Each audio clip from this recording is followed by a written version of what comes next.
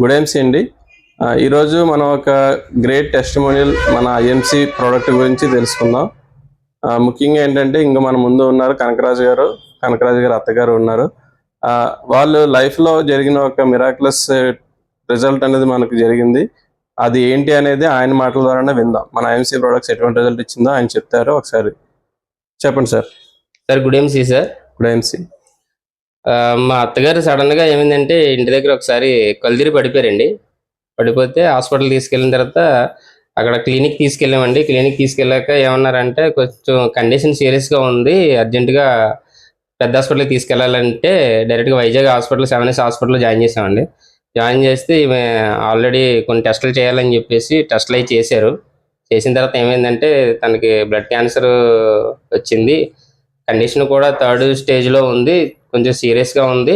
వెంటనే ఈమెకి కిమో అది చేయాలి అంటే సరే అని చెప్పేసి వెంటనే జాయిన్ చేసామండి. జాయిన్ చేస్తే అమ్మటే కిమో స్టార్ట్ చేశారు. అలాగా ఏ వీక్లీ కూడా మనం మీరు చేయించుకోవాలండి అని చెప్పేసి అన్నారు. అలాగే 4 times అలా చేయించామండి. చేసిన తర్వాత కొంచెం ఏజ్డ్ కాబట్టి తను ఏంటంటే బాడీ సహకరించలేదండి.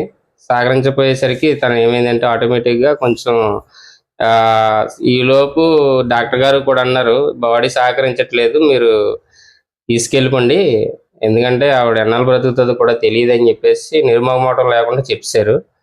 సంతకాలు కూడా చేయించుకున్నారండి కిమో చేయించే టైంలోని. మీరు బ్రతికినా చనిపోయినా సరే ఏదేమైనా సరే మీరు ట్రీట్మెంట్ స్టార్ట్ చేయండి అని చెప్పేసి అంటే అలాగే స్టార్ట్ చేశారు. అయితే ఏమైందంటే సడన్గా మేము వాళ్ళు అలా చెప్పగానే మేము ఇంటికి తీసుకొచ్చామండి. ఇంటికి తీసుకొచ్చేసిన తర్వాత నాకు కొంచెం ఐఎంసి గురించి కొంచెం అవగాహన అయితే ఉంది. ఆ అవగాహనతో మా సార్తో మాట్లాడాను. శేషి గారితో మాట్లాడిన తర్వాత శేషి గారు ఏమని మన అత్తర్గారితో మాట్లాడిన తర్వాత అత్తర్గారికి ఏమని కొన్ని రిపోర్ట్స్ పెట్టమని చెప్పారు. రిపోర్ట్స్ పెట్టిన తర్వాత ఎమ్మటే మాకు కొంత ప్రోడక్ట్ అనేది సజెస్ట్ చేశారు. మా అత్తగారికి వాడిన ప్రోడక్ట్ అయితే మీరు చూడొచ్చు. ఇక్కడ హిమాలయ బెర్రీ జ్యూస్ ఉంది, తర్వాత నాని జ్యూస్ ఉంది, తర్వాత గోమూత్ర ఉంది, తర్వాత ఏంటంటే సూపర్ హెల్త్ క్యాప్సూల్ కూడా ఉన్నాయండి. ఇంకా కొన్ని ఇచ్చారు. అవన్నీ కూడా వాడడం అనేది జరిగింది. కరెక్ట్గా ఇప్పటికీ కరెక్ట్గా 3 months అయిందండి. ఆవిడ యాక్చువల్గా వాడి 20 daysలోనే యాక్చువల్గా బెడ్ మీద ఉన్నది. తర్వాత యూరిన్కి పైప్ పెట్టారు. అందరూ కూడా స్పూన్తో తినిపించేవారండి. ఏదైనా అంటే తినడం కూడా కాదు, ఏదైనా జ్యూస్ లాంటిదే జస్ట్ స్పూన్తో పెట్టేవారు. ఏది కూడా బాడీ అస్సలు సహకరించలేదు.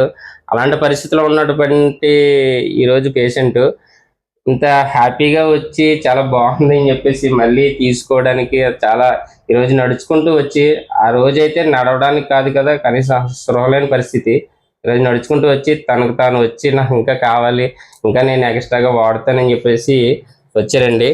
ఒకసారి ఆవిడ సలహా కూడా ఒకసారి ఆవిడకి ఎలా ఉంది ఏంటి ఒకసారి ఆవిడ మాట్లాడతారు. ఒకసారి విందామండి.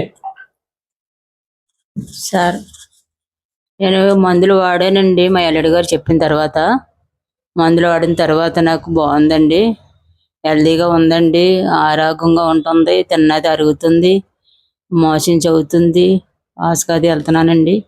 చాలా బాగుంది, నా పని నేను చేసుకుంటున్నానండి. ఆకలి పడుతుందండి, చాలా ఇంటికి కూడా చాలా బాగా నాకు నెరవేరిందండి. మందులు ఇలాగ ఎందుకేనండి సార్ చెప్పున్నారు 6 నెలలు వాడమని. 6 నెలలకి నేను వాడతాను సార్ అని దిగానండి.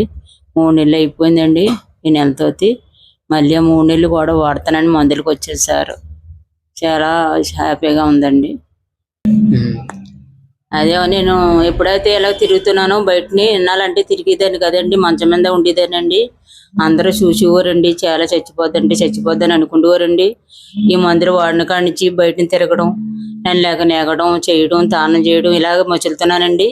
మసిలిన తర్వాత నువ్వు ఎక్కడ వాడుతున్నావు మందులు ఏటమ్మా, చాలా బాగా తిరుగుతున్నావు, బాగా ఉంది నీకు ఆరోగ్యం ఎక్కడనంటే ఇలాగా చెప్పానండి. నర్సిపడినాను వాడుతున్నాను అని సార్ చెప్పితే వాళ్ళందరూ కూడా వచ్చి ఇక్కడ తీసుకోవడం జరుగుతుందండి.